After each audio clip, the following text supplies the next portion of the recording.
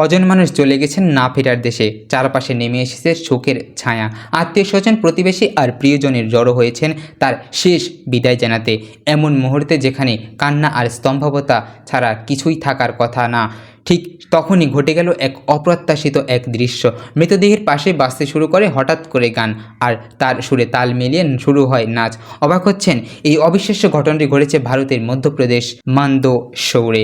৭১ বছর বয়সী সোহনলাল জৈনের মৃত্যুর পর তার মরদেহের সামনে নাচতে দেখা যায় তারই ঘনিষ্ঠ বন্ধু আম্বালাল প্রজাপতিকে।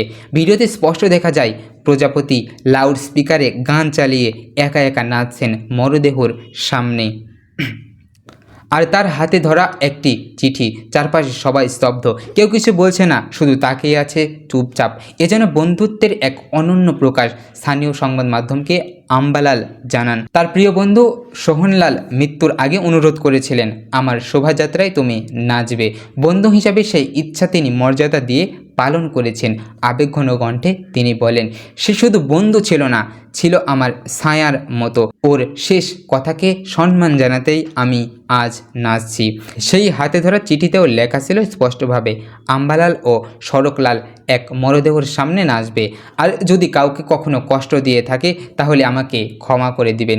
এই চিঠিকে ধরা হচ্ছিল সোহনলালের শেষ ইচ্ছার প্রামাণ্য দলিল হিসাবে। স্থানীয় পণ্ডিত রাকেশ শর্মা বলেন, এমন নিঃস্বার্থ বন্ধু সচরাচর দেখা যায় না। জীবিত অবস্থায় যেমন বন্ধুত্ব ছিল অটুট, মৃত্যুর পরেও তা থেকে গেছে অমিলন। কেউ কেউ অবশ্য ঘটনাটি অসম্মান জানিয়ে সমালোচনা করেছেন, তবে অধিকাংশ মানুষই কৃতজ্ঞ চোখে দেখেছেন এই সাহসী ভালোবাসাকে।